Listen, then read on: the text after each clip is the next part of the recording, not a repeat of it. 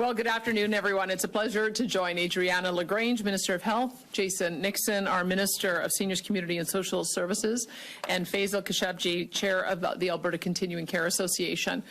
Albertans want to know that our healthcare system is there when they need it and where they need it. They deserve no less. And that's why our government made healthcare a top priority in Budget 2024. We invested a record $26.2 billion to improve primary healthcare, add capacity, reduce wait times, grow the workforce, and advance the healthcare action plan. But we'd set the wheels in motion long before budget was released last month. Last November, we made a promise to improve healthcare delivery by refocusing the healthcare system. And we're in the process of creating 4 specialized areas of focus: primary care, acute care, continuing care, and mental health and addiction. Budget 2024 provides the funding for decisive actions in each of those areas, including significant investments in continuing care, already under pressure as Alberta's population continues to grow and grow older, and as more people require more care for more complex needs. For example, there are a number of patients in hospital who no longer need hospital care, but still require specialized support. These are referred to as alternative level of care patients. And what we have found is that it is taking far longer than it should to transition Albertans from a hospital to more appropriate care setting, such as continuing care or in other community support services. This came to sharp focus this past December when Minister Adriana LaGrange visited the Royal Alexandra Hospital and connected with a specialist in the ER who flagged that they had approximately 27 patients in hospital ready to be discharged, but could not be discharged because their taxes and other financial issues were not complete. As a result, these patients could not qualify for the social assistance they needed to ensure their care continued after they were discharged. On average, about 1,500 Albertans are in hospital beds waiting to be moved. Almost half are transferred within 7 days to a more appropriate setting than a hospital, and most within 25 days. But there's a percentage of patients with more complex needs who remain in hospitals much longer than necessary. And while Alberta actually leads the country in managing alternative levels of care patients, we know that there's more work to be done to reduce these wait times. We want to ensure patients receive the care they need in the most appropriate setting, whether it's a long-term care facility, a community support facility, or an appropriate home care support service. We are focused on transferring patients facing specific challenges to an appropriate care setting by embedding teams within AHS with support from Alberta Health, Seniors, Community and Social Services, and Mental Health and Addiction.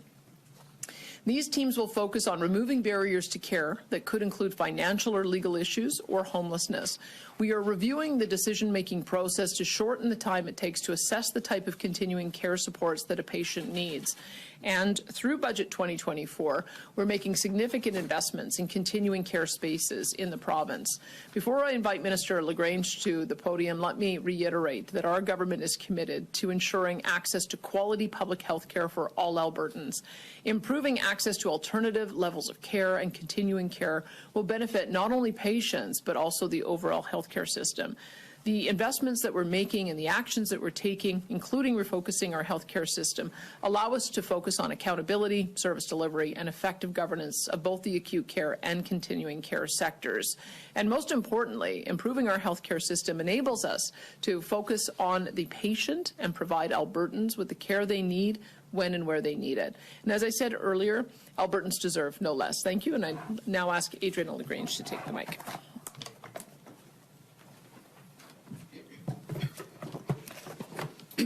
Thank you, Premier, and good afternoon, everyone. As Premier mentioned, we are dedicated to ensuring that Albertans who access our healthcare system get the care they need in the most appropriate setting for them. For some, that means securing a spot in a continuing care home after they've been treated in hospital. We must remember that at the heart of a situation like this are human beings at a very vulnerable time in their lives. Just because they no longer require hospital care does not mean they do not still require some level of care and support. But as it is now, it often takes days, if not weeks, to find the right spaces for these individuals. And spending that wait time in a hospital is not the right course of action. That is why Budget 2024 includes an investment of $1.7 billion, with a B, billion dollars, into the continuing care system in Alberta. This will ensure Albertans get the appropriate level of care and support they need and want, whether it is in a continuing care home or in their personal home or in their community. Our investment is enabling the transformation of continuing care in Alberta, which is dedicated to creating a system that is more responsive and sustainable, which will not only help address pressures in continuing care, but it will also help our acute care system. This funding includes $654 million over 3 years for the Continuing Care Capital Program, which supports projects that will add or improve more than 1,600 continuing care spaces for Albertans. But the particularly exciting thing is that we're not just adding beds in buildings.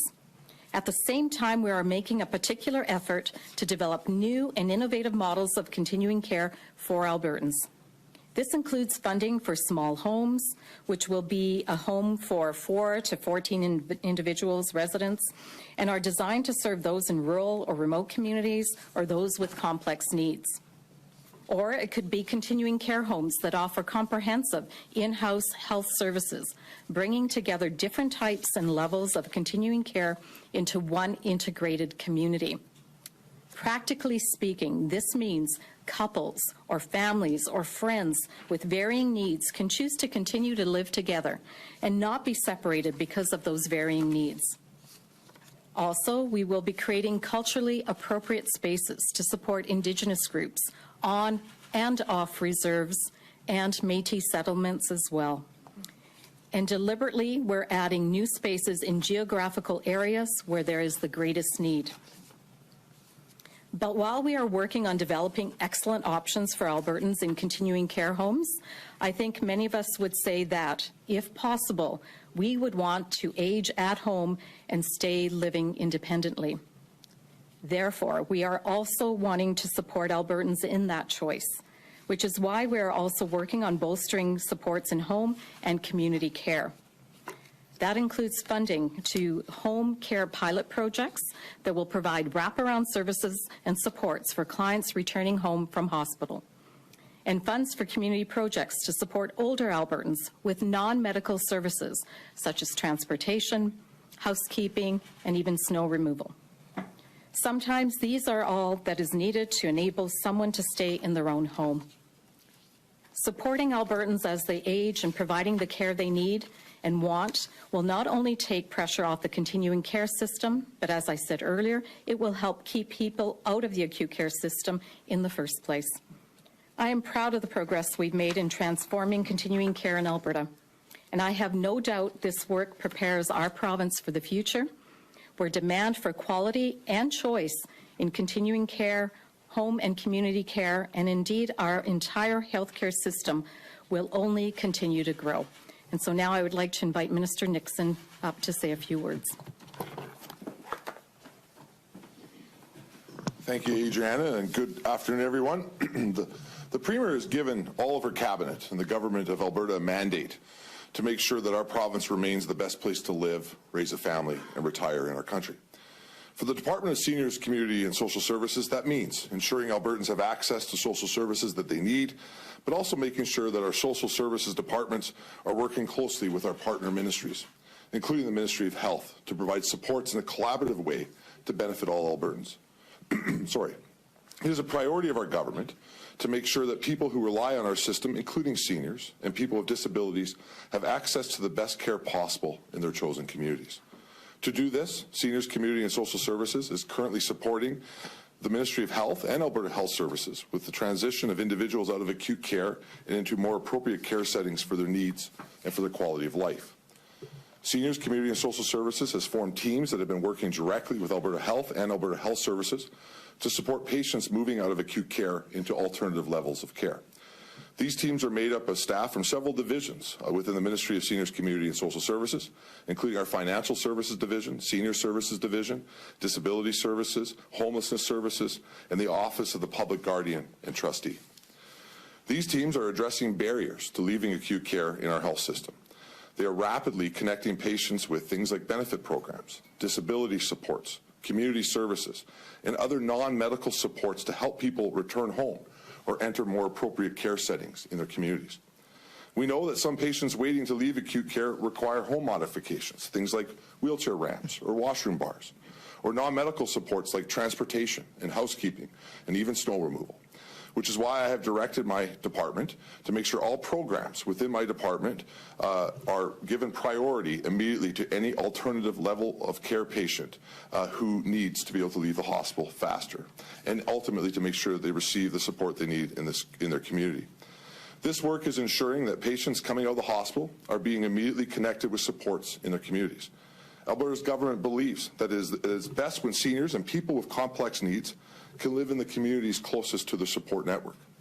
Our focus will remain on getting people a place to stay and into the community that is most appropriate for their needs. This means investing in places for people to call home in their communities. One of the big ways that we do that is through Alberta's Senior Lodge Program. The Lodge Program is our oldest affordable housing program and provides affordable housing to tens of thousands of Albertans who still need to and are receiving services they need while still living in a community setting. We are currently working with Alberta Health to identify how to use existing vacancies in our lodge system to help patients who need to leave acute care in the hospital get an appropriate level of care in their community. Government has also appointed a panel to review our lodge program and make sure that our lodge system is sustainable for the future. This panel is also exploring how to improve connection to Alberta's continuing care system, making sure that the right level of care is available to seniors in their communities. Finding these improvements in the lodge system will help take pressure off of the acute care system in the long run while providing a welcoming community for all Albertans. These initiatives, in addition to investments in more affordable housing options in our province, will support Albertans, including seniors and those with complex health and social needs who can live independently with assisted care in an affordable setting. Last fall, I was pleased to join Minister LaGrange and Minister Williams to announce how we are working closely together on a new continuing care organization as part of the health transition that is focused on patients first and that will connect all those waiting for continuing care with streamlined, effective services for both medical and community that they can rely on in the future. This collaboration on the refocused continuing care organization will ensure that housing, community-based care, and non-medical supports are a priority for Albertans as they require different levels and types of care. As Albertans age and our population grows, people require more complex supports, which is why Alberta will continue to invest in housing and communities that allow all Albertans to live dignified and happy lives. And with that, I would like to call up to the podium Feisal Keshavjee, who's a dear friend of ours. He's the chair of the Alberta Continuing Care Association and a great resource for both Minister LaGrange and I's departments to talk a little bit about our announcement today. Feisal. Thank you, Minister. Madam Premier, Minister LaGrange, thank you very much. Today marks a great milestone in Alberta's healthcare landscape. And on behalf of the members of the Alberta Continuing Care Association, we're grateful for government's determined actions. The initiatives unveiled today signify a bold leap forward in addressing the critical challenges entrenched within our healthcare system, backed by tangible commitments and strategic investments. The announcement of $1.7 billion with a B dollars allocated towards continuing care, alongside targeted efforts to reduce wait times for alternate level of care or ALC patients, underscores a concerted effort to revolutionize access and efficiency in healthcare provision. By streamlining patient flow and facilitating prompt transitions to appropriate care settings, including more care in the client's home, we are not only easing the burden on our acute care facilities, but also safeguarding the well-being of individuals in dire need of specialized support. Budget 2024's continuation of the $1 billion over 3 years for continuing care transformation signifies a monumental investment in the future of healthcare in Alberta. This funding will empower a multitude of initiatives aimed at fortifying community care services, augmenting workforce capacity and training, and enhancing quality of care standards across the spectrum. Furthermore, the Continuing Care Capital Program, with a much-needed budget of $654 million over 3 years, represents a resolute commitment to infrastructure expansion, paving the way for the creation of over 1,600 new continuing care spaces. These numbers paint a vivid picture of the need of our members' commitment to ensuring equitable access to care for all Albertans, irrespective of their circumstances. Beyond these infrastructure enhancements, the immediate establishment of over 150 temporary continuing care spaces and another almost 1,000 spaces by 2025, and the inception of a new continuing care organization exemplify a proactive approach to healthcare delivery. By addressing immediate challenges while laying the groundwork for a more integrated and seamless care continuum, these initiatives herald a new dawn for the continuing care sector. I know Minister LaGrange is working with her federal counterpart to solidify the Aging with Dignity program, and that will truly enhance home and community care with primary care, something that is going to be truly welcomed in this sector. In closing, on behalf of the members of the Alberta Continuing Care Association, I extend my gratitude to our government for their visionary leadership and dedication to the health and well-being of Albertans. Today's announcements not only signify a significant milestone, but also underscore our collective resolve to building a healthcare system that is resilient, responsive, and equitable for all. Thank you. Thank you. We'll now move into questions. We'll start off here in the room, of course, with one question and one follow-up. And hands, we'll start with you, Catherine, then we'll go to Lisa. Sure. So this spring we're expecting that legislation that creates that continuing care pillar. So remind me, for the continuing care facilities that are currently managed by AHS, who's going to manage them under the new system? Well, right now, AHS operates roughly about 28% of all the continuing care in the province. That will continue. Once the continuing care organization is set up, then they will look to oversee it, and it may be through a contract with Alberta Health Services, but at this point in time, it will continue to be Alberta Health Services. And we mentioned that transparency piece. So I'm wondering, are we going to see a wait time dashboard reported regularly, like a week, or are we going to see annual reports to the legislature? How are we going to make sure you're doing what you're saying you're going to do? Well, we're actually working on a dashboard that we hope to have up very soon. We've been doing a lot of work. We needed to modernize the look and accessibility, and so we want to make sure that when we put it up, it will be accurate, and in fact, that Albertans can actually use it to engage with ourselves in terms of, you know, where are services available. I'm excited to bring it forward when we're ready. Lisa? Yeah, Minister LaGrange, you mentioned that you wanted to put investments geographically where there's the most need in continuing care. So I wonder if you can just provide a few more details about the temporary continuing care spaces in the release, the 50 that have been created so far, and I think just over 1,000 by 2025. Where are those going? Well, currently in the province, we have roughly about 450 transitional spaces. So we have upgraded and increased that by additional spaces. So when we talk about transitional spaces, those are places where individuals would go to have further assessment or to further convalesce before they go to their next level of care, whether that's back to home or perhaps into a different community type setting. So we are looking to increase those numbers. We're working, as Minister Nixon said, it's a cross-ministry approach. I really think the only way we're going to tackle the issues that we see within our healthcare system is really to have that collaboration across ministry. Anyone who knows me would know that I'm a huge fan of authentic wraparound services where we put the patient at the center of the care and then bring the people to the individual. What do you need? Where do you need it? How do we get you to the right level of care that you need at this point in time in your life? So sorry, yeah, I didn't understand that from the press release. The temporary means transitional spaces? Transitional. Usually it means transitional spaces. Okay. Yeah. And I'm also wondering, for Feisal, if you might be able to answer this one. You noted that the 1,600 new spaces. I mean, how does that factor into the need currently in Alberta for more spaces? Like, it could be closer to 10,000 spaces that we need. So isn't this just a drop in the bucket? Yeah, but you've got to start somewhere. You know, land is expensive. All of those things have to be factored in, right? So it's what can we build in the next foreseeable future. When we look out over the next 5 or 6 years, I think we've estimated there is a need for about 10,000 spaces, but that's because Albertans are aging, and we've got to meet that need. Could I add to that just quickly? So right now in Alberta, over the age of 65, it's roughly 1 in 7 Albertans are over the age of 65. In 20 years, that number will actually grow to about 1 in 5. I'm going to add one thing to it, well, because I think it's actually the most important question to Minister LaGrange's earlier point. This is why we're working to make sure multiple ministries are involved to tackle this challenge. Because I don't think it's the minister's position or the government's position that we're going to be able to build all of those units, nor that we need to.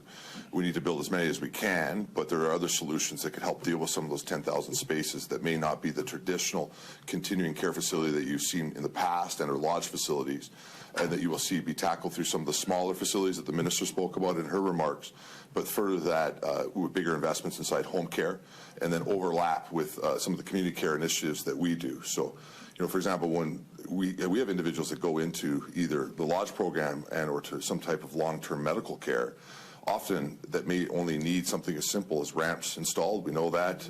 Our healthy aging grants that provide snow removal in certain circumstances can move towards that independent living for maybe for the rest of that individual's life, but if not, to prolong their time in their own home. And so it's not just capital investment in lodges, that's part of it, but it's continuing to invest across the system to be able to make sure that we can utilize all the tools that we have. Thank you. Ready? Perfect. And we'll go over to the phones. Operator, did we have any callers in the queue? There's no questions in the queue at this time. Thank you. Go for it. I wanted to ask Minister LaGrange, so going back to the MNP report and a lot of the details that were in that, kind of before your time, but it's still guiding a lot of what the government is doing.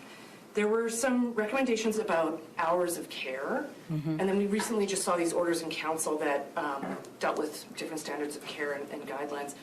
I'm wondering, and if I recall correctly, your predecessor, Minister Copping, said that they were looking at that hours of care piece and hoping to bring that into it as well. Do you have a timeline on when we might see hours of care be brought into those standards of care, raise it up to like 4 hours a day or something like that? So we actually increased hours of care, and I can ask Feisal to speak to that a little bit more broadly, by I believe it was 0.25 hours. During my predecessor's time. And I also know that in the new regulations that are coming forward to support the legislation that, as you said earlier, comes into effect on April 1st, that there's flexibility built into the workforce strategy, so that, because what we were hearing from providers was that they needed flexibility. But I'm happy to invite Feisal if he feels he could respond to that more with on-the-ground knowledge. Yeah, thank you, Minister. Yeah, Lisa, I think Minister said it. We've already started increasing hours of care. Part of it is there's the balance of supply and demand, right? So we know we want to have as many hours of care. I think Alberta is actually well positioned from an hours of care compared to other provinces. It's also the workforce has to be there to deliver it. So we're working in lockstep, and the regulations will help solidify that. But we got to make sure that as the legislation comes out, we actually have the workforce. So it's a multivariate kind of response to that. We'll take one more from you, and then we'll end it there. Okay, and then we'll wrap. Okay. Well, I remember like when Raj Sherman was in his Liberal leader era, he was saying this exact same thing, that our acute care system is filled with people who are better suited to continuing care, that people should be aging in their own homes. So, I mean, why does it take so long when we've known this for at least a decade and a half? Well, I will say Raj has been an advisor to me all the way, going back to when he was first in politics as well.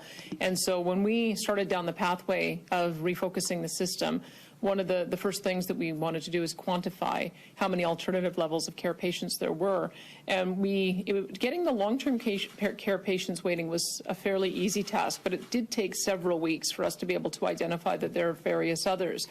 There are individuals who, because they're homeless, may end up with an injury on the street, and because there's nowhere to go to convalesce, they're staying in acute care.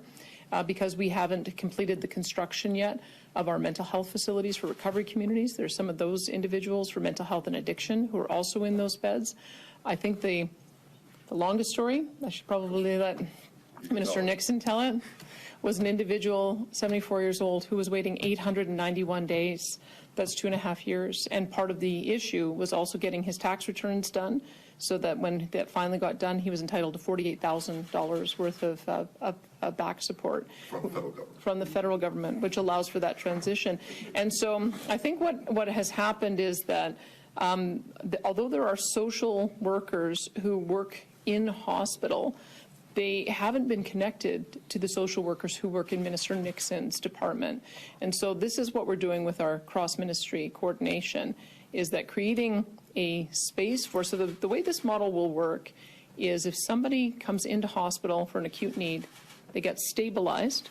Once they're ready for discharge, they would move into the transition space, at which point the social workers from AHS and Minister Nixon's department would work together to figure out how to find that space, and then we'd work with our partners in nonprofit to make sure that they're either in a convalescence facility, mental health, addiction, continuing care, long-term care, or do the supports of home care with the renovation to the homes. But that was the missing piece, is I think that perhaps the social workers within AHS didn't realize that they had all of these services that could be provided through continuing care. So we've just done that connection. One of the first things I did as well when I first became Premier was move the Office of the Public Trustee and Guardian over to this ministry, because you can imagine that if there's somebody who can't get their tax returns done for 891 days, they're probably having difficulty managing their home, managing all the yard work that has to be done there, managing some of their other needs. And so there's probably a role for someone to step in to play that navigator.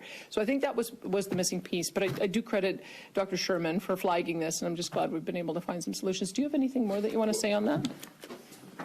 I think well, this will be no surprise to anybody. I think the Premier covered it very well. But I also think that this is the brilliance, frankly, of what Minister LaGrange has put together for the overall transformation, because some of the other challenges is when you're trying to deal with all these complex issues in one organizational structure, it's pretty hard to manage that. And so I think that's why you've seen that these challenges be taking place over decades. And so by being able to break health into 4 organizations that work together, that means there's going to be individuals working with other ministries that are concentrating on things like continuing care. And we're not relying on individuals who need to be really focused on acute care, emergency settings, and dealing with obviously very critical issues. And so I think that's why the structure is a good idea.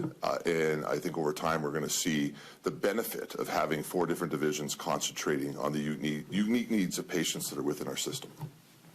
Perfect. And thank you guys for your questions. That's all on today.